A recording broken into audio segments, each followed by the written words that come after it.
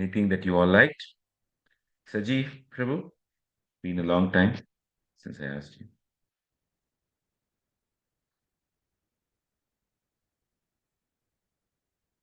Am I audible? Hare Krishna. Yes, Prabhu, you are audible. Hare Krishna.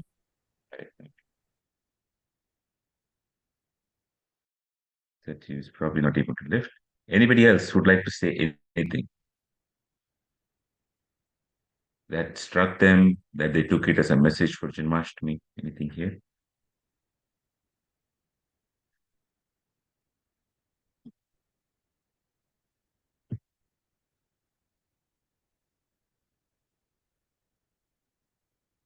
No.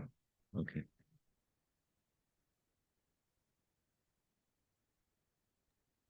Hare Krishna, Prabhu. Yes, Saidana Mataji.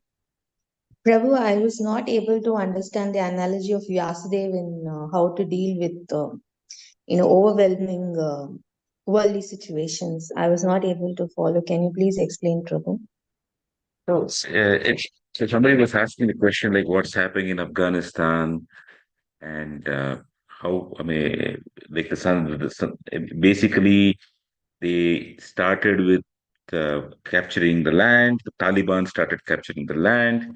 Then there was this set of statues in Bamiyan where there were statues of Buddha.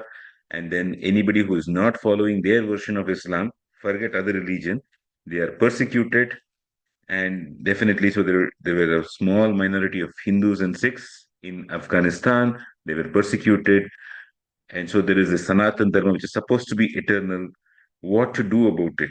Such cases here. These are seem to be demoniac persons here, but Sanatan Dharma means it's bound to be eternal.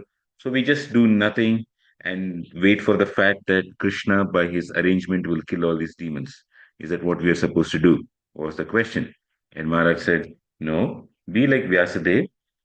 Here, there are certain demoniac tendencies being seen in some sections of the population here, but it's perceptible. It's actually happening. Vyasadeva had the vision that in the future it would happen, and to mitigate it, he wrote the Bhagavatam. And therefore, we should also assimilate Bhagavatam and we should propagate the scripture. So it's important to live it, to live the teachings, and to propagate it, is what Maharaj was saying. And that is how we counter such demoniac tendencies, Maharaj. Thank you, Prabhu. That was helpful. Any other comment?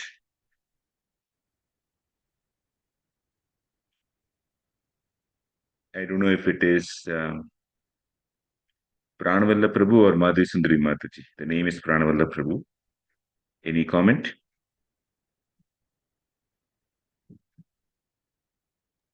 No. No.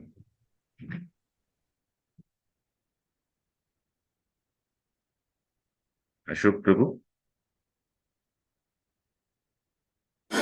No, so nothing much, Prabhu. Yeah, I understood, like, it should not be distracted by worldly things. That's what I understood from here. And, Maybe one last. Sharbari Mataji? You have anything Hare to add? Krishna, Prabhu. Yes, Prabhu. In fact, the entire question answer session was very beautiful. I like the way the devotees place the questions and particularly the way Maharaj explains, answers them all. Very, very nice. So I enjoyed it thoroughly. That's it, Prabhu. Thank you. Hare Krishna. There are certain themes in this lecture. One of them was what Vashana Mataji, the Mataji who asked the question, she said she's trained in Waldorf method. What she was telling about where to draw the line for children in terms of there are certain principles and how to take care of it for children. There are details, and what about there are some principles and there are certain details. And she gave an example of, like, in general, you're not supposed to eat chocolate, but what about that for children, or screen time, or anything like that? What I like with Maharaj saying when he said here is, uh, the topic of bringing up the children or where to draw the line is an endless topic. He did not pose himself as saying, "This is my way. This is the only way to do it." And he said that different parents, different children have different levels. So, what I could appreciate is a broad mindedness. In other words, many times I have seen many parents take a principle and impose, they like that principle, either for some reason they like it or they want to follow it, and they want their children to also follow it, and there is a rebellion from the children to do it. Rather than finding out what works out mutually, it is about imposing oneself with children, which doesn't work. And quite often it stems from the standpoint of parents feeling that they will be either socially shamed or they would not be able to accomplish something through their children, or why is their control not being accepted. In all of these cases, it so happens that it is stemming from a position of insecurity rather than considering that how can Krishna be best served in this circumstance? Or to elaborate it further,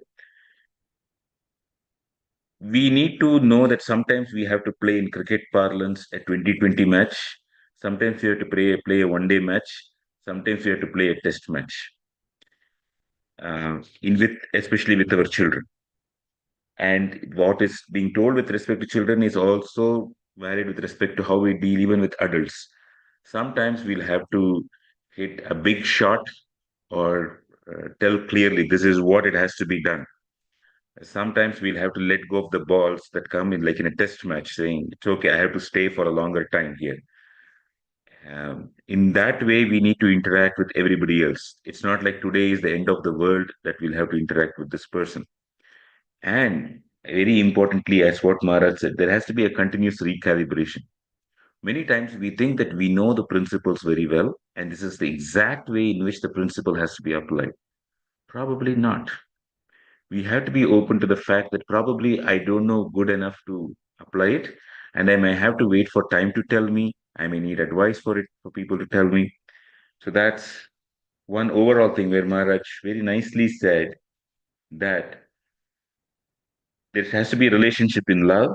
And when that relationship in love is present, then connection and safety, because of the relationship, there will be connection. Because of the connection, there has to be some safety. And that is an important component of a relationship. Um, that's something I like very nicely, which Maharaj said in response to Varsana's points, as Shabri Mataji said, very nicely put question by Varsana Mataji. Second thing that I liked is what Maharaj said, that 52 years ago, he learned that there is much more that can be done in cooperation with others. And this may seem, it may seem nice on paper as such, but many people don't realize it. In other words, for most people in this world, they think it is me, my work in office, my family, and maybe my sadhana. I don't bother about what happens in the world. I don't bother much so, but much more than I don't have bother about what happens in the world. People generally think I am here to just get out of this material world.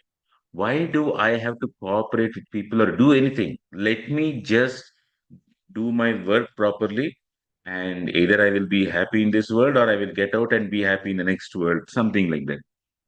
What most people don't realize is that it is not that Vaikuntha or Goloka is just a state, is a world outside there. Even for it, Vaikuntha or Goloka is also something that can be achieved while we are here. And what we do to people around us, to help people around us, very much determines whether we can get entry into the eternal Goloka. In other words, we are quite often conditioned to think this world is illusory, and therefore I am not going to do anything with this illusory world. Whereas what is important is this world is temporary, but within this temporary nature, we have to see, may everybody become happy in the relationship with Krishna. Sarve Sukhino Bhavantu. The happiness in relationship with Krishna within this temporary aspect, our effort has to be put. And that was a broader meaning in which Maharaj said, we have to become very creative in trying to see how we can help the principles of Bhagavata be propagated. And part of it is we cannot do it alone. We need cooperation with others. We need to build relationship with others. We need to mutually agree that this is what we are going to do and then work together on it. That's it. Sharbari Mataji, I had a conversation with you some many weeks ago, and I'm in my mind, that's what is running also. How we can work together on that. And a few other devotees also spoke to me about those kind of projects. So that is something that is running in the back of my mind as I'm speaking. Sharbari Mataji. Yes, Prabhu. Thank you. It's actually a very good initiative that you keep on doing for all of us. I mean, we are all very grateful to you, apart from conducting these classes and adding through these explanations, you are also doing so much of extra work also. So definitely I'll be very happy to be part of those projects. Yes. Thank you, Prabhu. Thank Hare you. Hare Krishna. Okay, we'll end here. Have a nice, wonderful Janmashtami. For those of you for whom it's possible, you can try fasting and going to a place like a temple and rendering some service. If to fast till midnight, some of you can fast without water. Some of you can fast with water. Maybe some of you may need milk, water and milk. But please try to avoid eating grains like rice, dal, wheat, um, suji, and all that stuff. Processed grains, unprocessed grains, all of that. And when we try to do it, it becomes very tough. It is nice till 6 p.m., but after 5 p.m., 6 p.m., or maybe even 3 p.m., the body doesn't accept. That is why it is important to do service, because when we do service for Krishna, at that point in time, we forget our body. For those of you who are very far away, you can do some nice food items or bhoga and offer it to Krishna today. For those of you, it's possible, read the Krishna book and try to be absorbed and they see what happens. And if you want, you can hear more lectures on this topic too. Okay. Tomorrow, we will not be having the session because most devotees will be up until 1, 2 a.m. So tomorrow morning, we'll not be having. We'll continue on Wednesday. Thank you very much. Srila Prabhupada ki jai. Srila Rumpa Swami Maharaj ki jai. Thank you, Prabhu. Thank Happy you, Prabhu. Janmashtami. Happy Janmashtami.